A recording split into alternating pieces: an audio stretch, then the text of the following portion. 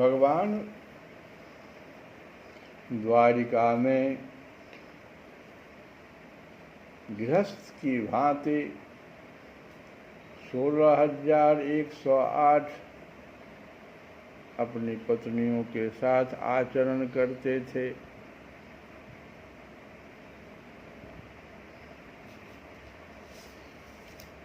जैसे लगता था कि उनको धर्म, अर्थ और काम रूप पुरुषार्थों में बड़ी श्रद्धा हो। श्री सुखदेव जी कहते हैं कि परीक्षित, जब सवेरा होने लगता, कुक्कुट बोलने लगते, तो वे श्री कृष्ण पत्नियां जिनके कंठ में श्री कृष्ण ने अपनी भुजा डाल रखी है, उनके बिछोह की आशंका से व्याकुल हो जाती और उन कुक्कुटों को कोसने लगती कि काहे तुम बोल दिया। उस समय पारिजात की सुगंध से सुवासित भीनी भीनी वायु बहने लगती। भौरे ताल स्वर से अपने संगीत की तान छोड़ देते। पक्षियों की नींद उचट जाती और वे बंदी जनों की भांति भगवान श्री कृष्ण को जगाने के लिए मधुर स्वर से कलरव करने लगते। रुक्मिणी जी अपने प्रियतम के भुजपास से बंधी रहने पर भी आलिंगन छूट जाने की आशंका से अत्यंत सुहावने और पवित्र ब्राह्म मुहूर्त को भी असह समझने लगती थी। भगवान श्री कृष्ण प्रतिदिन ब्राह्म मुहूर्त में ही उठ जाते और हाथ मुंह धोकर अपने मायातीत आत्मस्वरूप का ध्यान करने लगते। उस समय उनका रोम रोम आनंद से खिल उठता था। परीक्षित, भगवान का वह आत्मस्वरूप सजातीय, विजातीय और स्वगत भेद से रहित एक अखंड है, क्योंकि उसमें किसी प्रकार की उपाधि या उपाधि के कारण होने वाले अन्य वस्तु का अस्तित्व नहीं है। और यही कारण है कि वह अविनाशी सत्य है।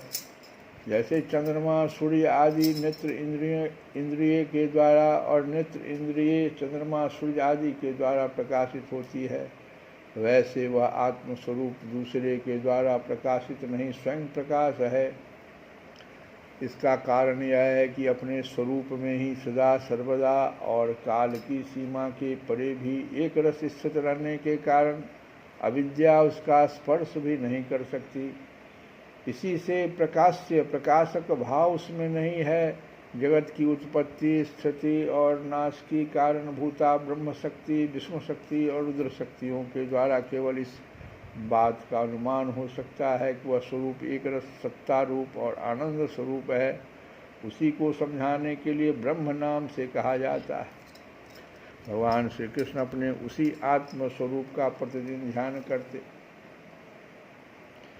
इसके बाद वे विधि पूर्वक निर्मल और पवित्र जल में स्नान करते, फिर शुद्ध धोती पहनकर दुपट्टा ओढ़कर यथाविधि नित्य कर्म संध्या वंदन आदि करते। इसके बाद हवन करते और मौन होकर गायत्री का जप करते। क्यों न हो वे सत्पुरुषों के पात्र आदर्श जो हैं। इसके बाद सूर्योदय होने के समय सूर्योत्थान करते और अपने कला स्वरूप देवता, ऋषि तथा पितरों का तर्पण करते। फिर कुल के बड़े बूढ़ों और ब्राह्मणों की विधिपूर्वक पूजा करते। इसके बाद परम मनस्वी श्री कृष्ण दुधार पहल ब्याई हुई बछड़ों वाली सीधी शांत गौओं का दान करते। उस समय उन्हें सुंदर वस्त्र और मोतियों की माला पहना दी जाती। सिंग में सोना और खुरों में चांदी मढ़ दी जाती। वे ब्राह्मणों को वस्त्राभूषणों से सुसज्जित करके रेशमी वस्त्र, मृगचर्म और तिल के साथ प्रतिदिन 13,084 गौएं इस प्रकार दान कर 13,084 गाय प्रतिदिन दान करते थे। तदंतर अपनी विभूति रूप गौ, ब्राह्मण, देवता, कुल के बड़े बड़े गुरुजन और समस्त प्राणियों को प्रणाम करके मांगलिक वस्तुओं का स्पर्श करते। परीक्षित, यद्यपि भगवान के शरीर का सहज सौंदर्य ही मनुष्य लोक का अलंकार है, फिर भी वे अपने पीताम्बर आदि दिव्य वस्त्र, कौस्तुभ आदि आभूषण, पुष्पों के हार और चंदन आदि दिव्य अंगराग से अपने को आभूषित करते। इसके बाद वे घी और दर्पण में अपना मुखारविंद देखते, गाय, बैल, ब्राह्मण और देव प्रतिमाओं का दर्शन करते। फिर पुरवासी और अंतःपुर में रहने वाले चारों वर्ण के लोगों की अभिलाषाएं पूर्ण करते और फिर अपनी ग्रामवासी प्रजा की कामना पूर्ति करके उसे संतुष्ट करते और इन सब को प्रसन्न देखकर स्वयं बहुत ही आनंदित होते। वे पुष्पमाला, तांबूल, चंदन और अंगराग आदि वस्तुएं पहले ब्राह्मण, स्वजन संबंधी, मंत्री और रानियों को बांट देते और उनसे बची हुई संग अपने काम में लाते।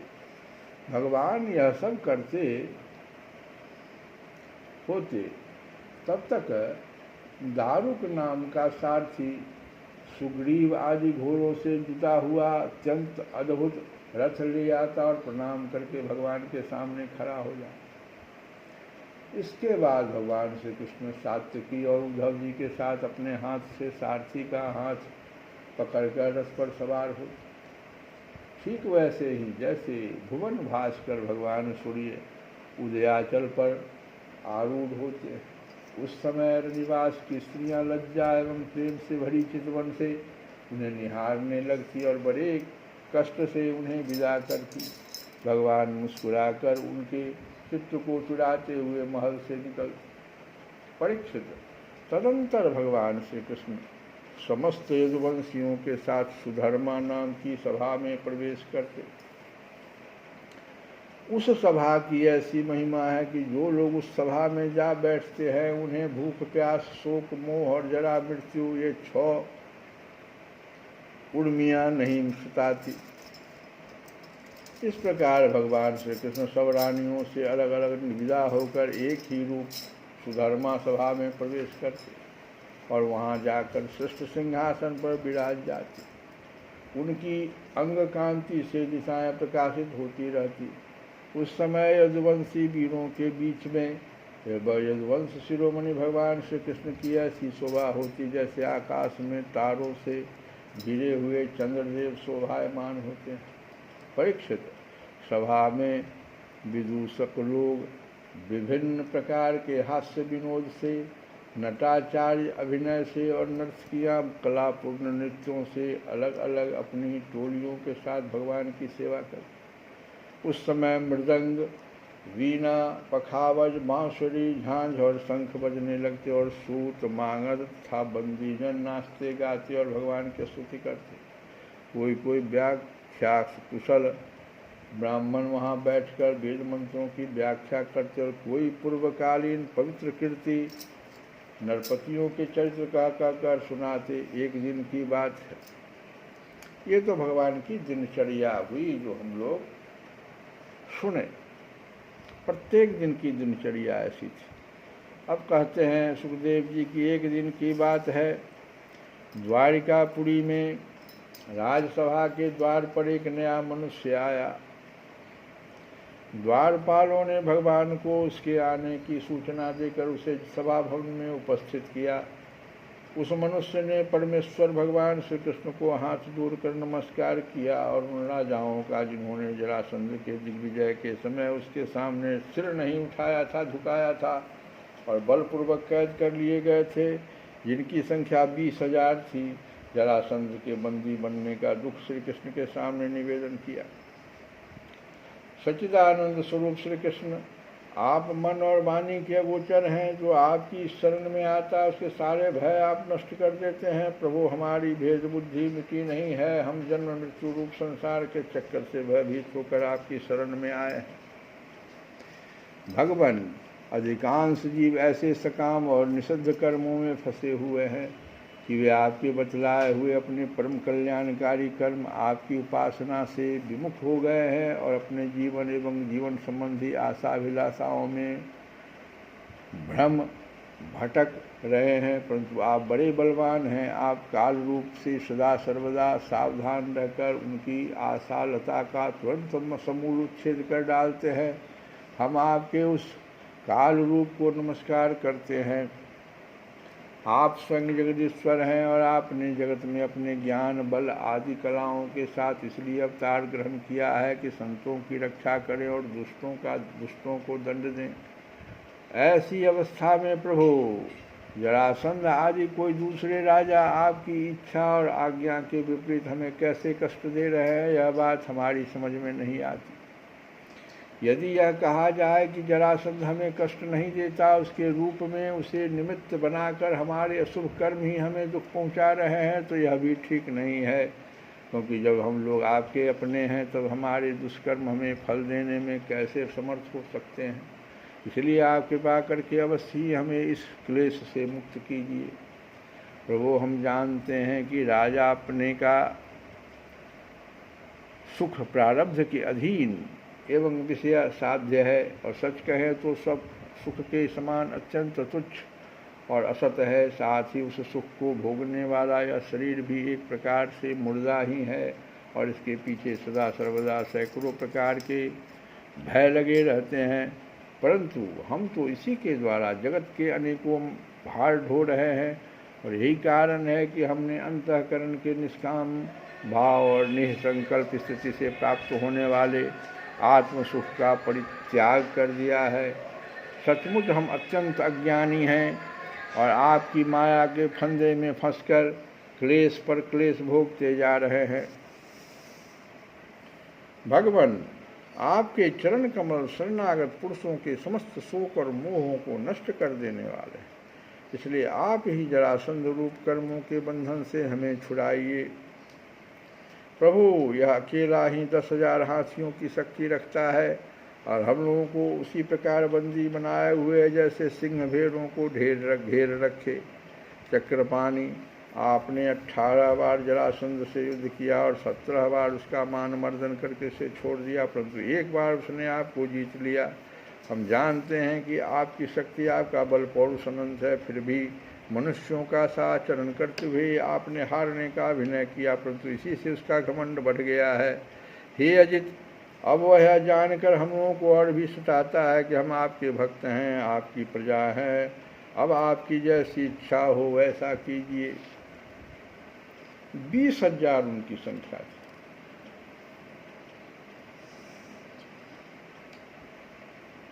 कौन सा जो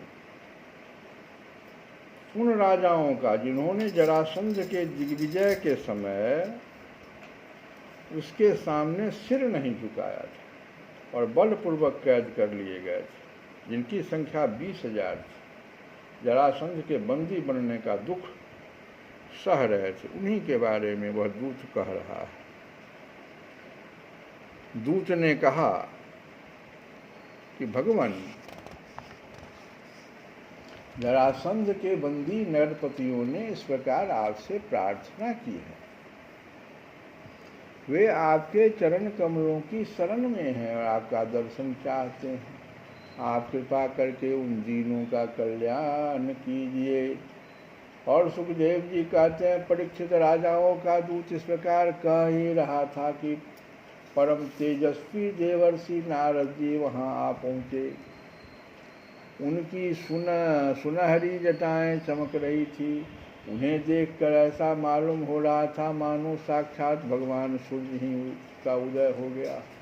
ब्रह्मा आदि समस्त लोकपालों के एकमात्र स्वामी भगवान श्री कृष्ण उन्हें देखते ही सभासदों और उन सेवकों के साथ हर्षित होकर उठ खड़े हुए और सिर झुका कर उनकी वंदना करने लगे। जब देवर्षि नारद आसन स्वीकार करके बैठ गए, तब भगवान ने उनकी विधिपूर्वक पूजा की और अपनी श्रद्धा से उनको संतुष्ट करते हुए वे मधुर वाणी से बोले, देवर्षि, इस समय तीनों लोकों में कुशल मंगल तो है ना। आप तीनों लोकों में विचरण करते रहते हैं, इससे हमें यह बहुत बड़ा लाभ है कि घर बैठे सबका समाचार मिल जाता। ईश्वर के द्वारा रचे हुए तीनों लोकों में ऐसी कोई बात नहीं है जिसे आप न जानते हों। अतः हम आपसे यह जानना चाहते हैं कि युधिष्ठिर आदि पांडव इस समय क्या करना चाहते हैं। देवर्षि नारद जी ने कहा कि सर्वव्यापक अनंत आप विश्व के निर्माता है और इतने बड़े मायावी हैं कि बड़े बड़े मायावी ब्रह्मा जी आदि भी आपकी माया का पार नहीं पा सकते। प्रभु आप सबके घट घट में अपनी अचिंत्य शक्ति से व्याप्त रहते हैं, ठीक वैसे ही जैसे अग्नि लकड़ियों में अपने को छिपाए रखता है। लोगों की दृष्टि सत्व आदि गुणों पर ही भटक जाती है, अटक जाती है, इससे आपको वे नहीं देख पाते। मैंने एक बार नहीं अनेकों बार आपकी माया देखी है, इसलिए आप जो अनजान बनकर पांडवों का समाचार पूछते हैं, इससे मुझे कोई कौतूहल नहीं हो रहा है। भगवान आप अपनी माया से ही इस जगत की रचना और संहार करते हैं और आपकी माया के कारण ही यह सत्य होने पर भी सत्य के समान प्रतीत होता है। आप कब क्या करना चाहते हैं यह बात भली भांति कौन समझ सकता है। आपका स्वरूप सर्वथा चिंतनीय है। मैं तो केवल बार बार आपको नमस्कार करता। शरीर और इससे संबंध रखने वाली वासनाओं में फंसकर जीव जन्म मृत्यु के चक्कर में भटकता रहता है तथा यह नहीं जानता कि मैं शरीर से कैसे मुक्त हो सकता हूँ। वास्तव में उसी के हित के लिए आप नाना प्रकार के लीला अवतार ग्रहण करके अपने पवित्र यश का दीपक जला देते हैं, जिसके सहारे वह इस अनर्थकारी शरीर से मुक्त हो सके। इसलिए मैं आपकी शरण में हूँ। प्रभु आप स्वयं परम ब्रह्म हैं, तथापि मनुष्यों की इसी लीला का नाट्य करते हुए मुझसे पूछ रहे हैं। इसलिए आपके फुफेरे भाई और प्रेमी भक्त राजा युधिष्ठिर क्या करना चाहते हैं यह बात मैं आपको सुनाता हूँ। इसमें संदेह नहीं कि ब्रह्मलोक में किसी को जो भोग प्राप्त हो सकता है वह राजा युधिष्ठिर को यही प्राप्त है। उन्हें किसी वस्तु की कामना नहीं है, फिर भी वे श्रेष्ठ यज्ञ राजसूय के द्वारा आपकी प्राप्ति के लिए आपकी आराधना करना चाहते हैं।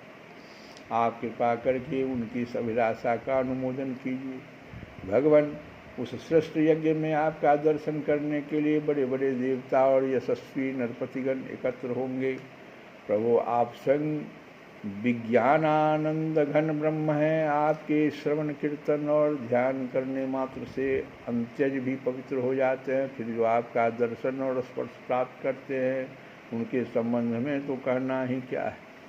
त्रिभुवन मंगल आपकी निर्मल कीर्ति समस्त दिशाओं में छा रही है तथा स्वर्ग पृथ्वी और पाताल में व्याप्त हो रही है।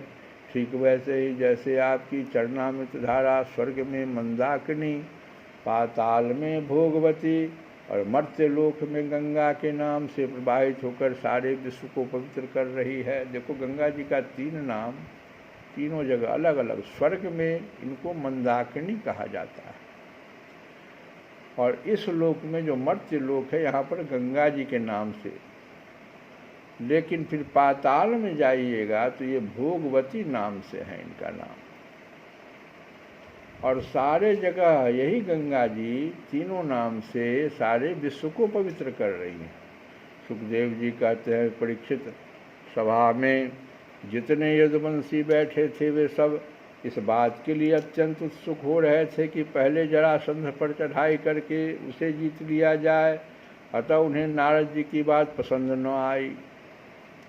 तब ब्रह्मा आदि के शासक भगवान श्री कृष्ण ने तनिक मुस्कुराकर बड़ी मीठी वाणी में उद्धव जी से कहा।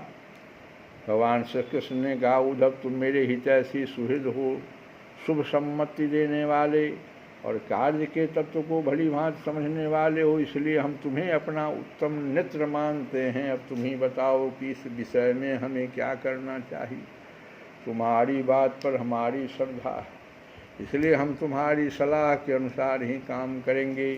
जब उद्धव जी ने देखा कि भगवान श्री कृष्ण सर्वज्ञ होने पर भी अनजान की तरह सलाह पूछ रहे हैं, तब वे उनकी आज्ञा शिरोधार्य करके बोलने लगे। कथा को विराम देते हैं हम और कल की कथा में सुनेंगे कि भगवान उद्धव जी की आज्ञा का क्या आज्ञा को शिरोधार्य की। अब सौंप दिया इस जीवन का सब भार तुम्हारे हाथों में, तुम्हारे हाथों में हर हार तुम्हारे है जीत तुम्हारे हाथों में हर हार तुम्हारे है जीत तुम्हारे हाथों में हर हार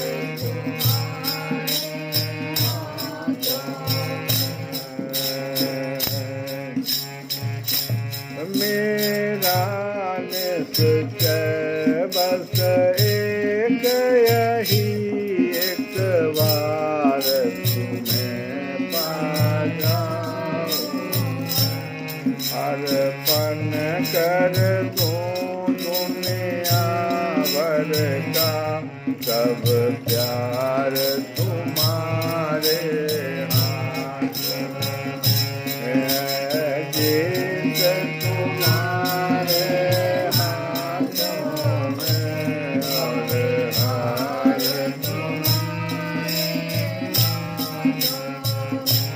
जो जग में रहूं तो ऐसे रहूं जो जल में कमल का फूल मेरे सब दोष समर्पित हो कर तार तुम्हारे अब सौंप दिया जीवन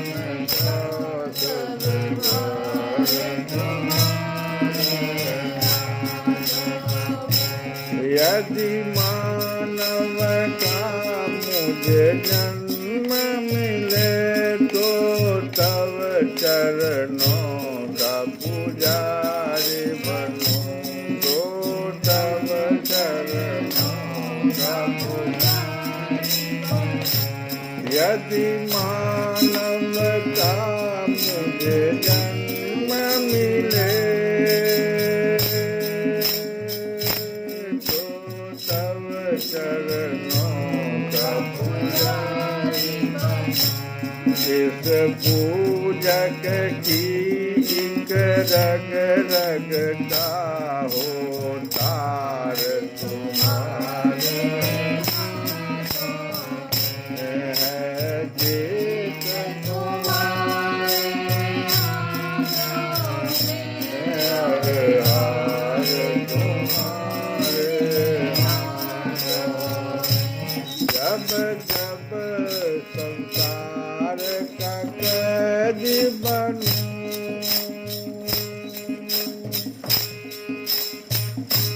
निष्काम भाव से कर्म करूं निष्काम भाव से कर्म करूं निष्काम भाव से फिर अंत समय में प्राण तजूं फिर अंत समय निराकार तुम्हारे हाथ साकार तुम्हारे हाथ अब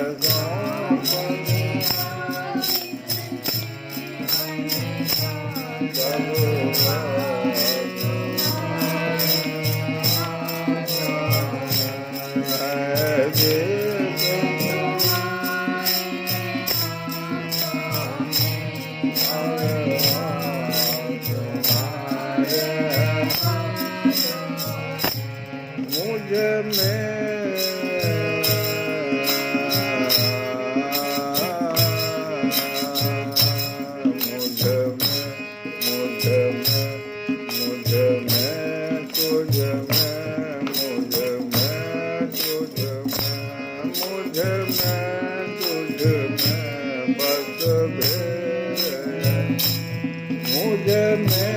तुझ में बस